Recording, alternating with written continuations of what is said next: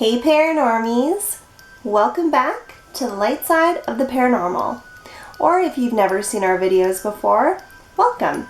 My name is Alice, and today I'm very excited because I'm finally going to be able to share with you a few of my client and friends' paranormal stories. These are all experiences that I got permission to share with you all, but I will be changing their names just to save their identities. Our first story comes to you from my client Brenda. Brenda works at the office in a church, in a Catholic church I believe it is.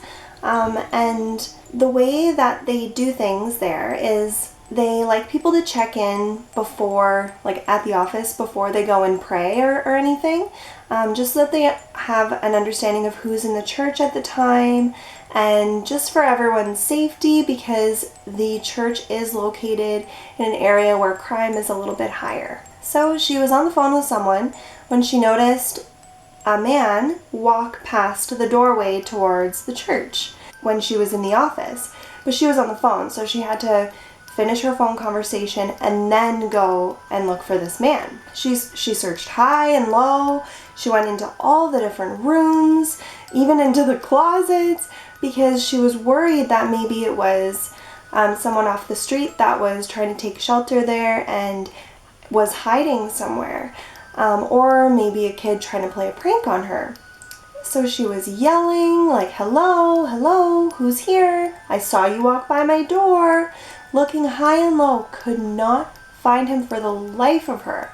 Called her husband, got him to come all the way down to the church so that he could help her look. And between the two of them, they completely, searched the entire building, and there was no sign of any person coming in or out. They were the only people in the building. And an important point to note is the door to get in and out of the building is like, those gymnasium doors where they're very loud and they're, you press the bar and then it opens and it's very aggressive sounding. So she would have heard if someone had snuck out or snuck in.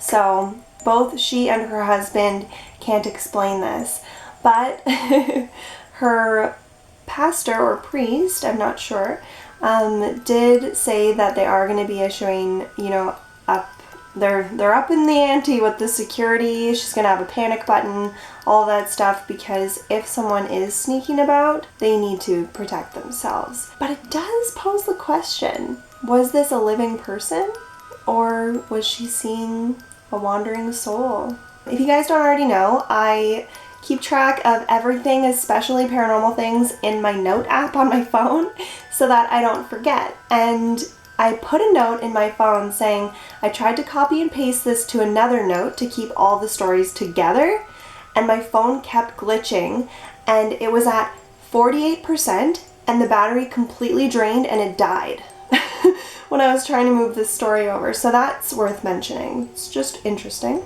So that is story number 1. Thank you so much to Brenda for letting me share that with you guys. So this one is from Keisha, we'll call her.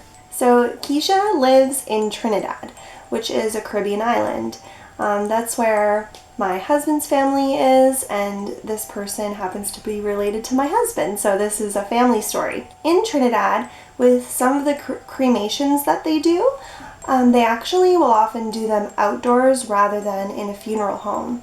So there's an open air pyre, I think it's called, Pyre, with wood, and then you put ghee in there, which is a semi-solid oil-like substance, Ghee.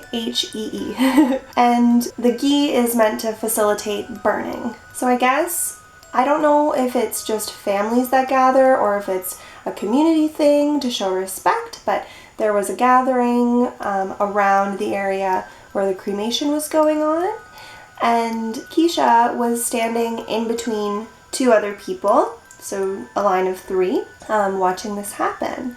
And then after the cremation ceremony, she realized she had ghee all over her clothes. She was not anywhere near the person who was handling the ghee. She was far away. And the fact that this was something that was being burned, like it's not like they were just shooting it out into the air, you know, the smoke was going up into the air, I'm sure, but I don't think that the ghee could have maintained that semi-solid substance had it been burning. So that was very weird to her. It was even on her phone, as if it had been all over her hands, and she was like touching her phone with it. Very unexplainable. It just blew my mind when she was telling me this. Now, she believes this as well, and what I believe happened here is perhaps when the person was crossing over, or perhaps when the spirit of the person that was being cremated was sort of leaving our world, leaving our plane, it's possible that they could have brushed past her or been standing near her. That could be how that transfer happened. What do you guys think? Comment down below. Thank you so much, Keisha, for letting me read that. So our third and final story has to be, I think, one of the scariest paranormal story times I've ever heard in my entire life. And I have heard a lot of them. People know that I'm into this sort of stuff, so I get a lot of people that kind of spiritually come out to me and tell me their experiences, but this was one. I was in the middle of applying highlights when this story was told to me. It was a client, and still to this day I'm like, how is this not a movie? You know, I truly believe that this person was telling me the truth, or at least was telling me what they truly believed happened. I'm just gonna jump right into it, you guys. You're not gonna believe this. This particular client is Mexican and American, moved to Canada, so now Canadian.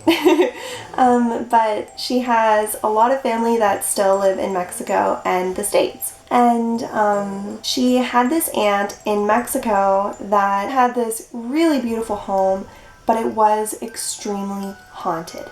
And this house was very, like, it was common knowledge within their family that this was the haunted house, and that you had to behave a certain way in order to keep the peace with the malevolent spirits that reside there. Now, I don't know if it was only one spirit, but there was one in particular that gave her the fright of her life many times. But she was recalling a story from when she was 14 years old. She's in her 30s currently. So she was 14 years old, completely able to be in the house alone. Her auntie was doing some gardening work in the yard outside, and she was inside. Now, she really had to use the bathroom, so off she went to the bathroom. But she felt the room get ice cold. And not in the way that, like, you know when your bathroom's cold and you, like, go to sit on the toilet and it's like, whoa, that's really cold. Like, not like that normal kind of bathroom briskness. It was like ice and like a switch. She felt the room shift. And then the doorknob started to jiggle and jiggle harder, and then started turning like someone was on the other side trying to open it. And she called out, "Auntie, is that you?" And then she heard her aunt outside, the windows were open, it was warm outside, say, "Oh no, honey, I'm just in the backyard, I'll be in soon." It was only the two of them at the house. What was jiggling and turning this doorknob? Oh, but it gets better. The door swung open with a crash, like very dramatic swing. It was growing colder and colder. And her auntie goes, "Are you in the bathroom?" And my client goes, "Yes." And she goes, "Close your eyes. Close your eyes, baby. Don't open your eyes. Close your eyes and count to 10. Count with me, okay? Close your eyes. I'm coming." And her aunt is running to get inside the house. Now, my client told me that she never fully saw what this evil entity was, but the overwhelming feeling of aggression, anger, and dread was like making her stomach sick. And she said when she opened her eyes, she just saw a little glimpse of long black hair. The fact that her aunt told her to close her eyes and it'll all go away, like, this is just a normal thing. This is just a normal, oh yeah, like rule of the house, like put your garbage in the garbage, if it's brown, flush it down, and close your eyes when it gets really cold. Like, what? I could not even believe my ears. And I will be contacting this client once the coronavirus has stopped taking over the world. And hopefully she'll be willing to do a Real People, Real Encounters interview with us for our channel, because she has so many more stories. But because I was applying highlights, I couldn't really run and write them down right away, so unfortunately I didn't get all of them and I forget them, but they're all equally as chilling and all to do with the same house growing up there. So I figured I'd save the scariest one for last. So what do you guys think? A, do you believe them? B, what do you think the explanation for all of this is? Whether you're a believer or a skeptic, it's always interesting to hear everyone's take on these stories and these experiences. I love when someone opens my eyes to a way of looking at something that I didn't personally think of on my own. So I love hearing from you guys in the comment section. I know that Jenna and I both do. We always read your comments. With that being said, comment that down below. And give this video a like if you enjoyed it. If you want to see more story times from me or from Jenna or from both of us, because we always have stories to share. And subscribe for more videos like this and for videos that are under this umbrella. We do a lot of videos regarding the paranormal and spiritual topics as well, so if you're into that, you're definitely going to want to also hit that notification bell, because it will notify you when we upload so you don't miss a single thing. Thank you so much for watching this video, and always remember to live your life with love and light. We'll see you guys next week. Bye!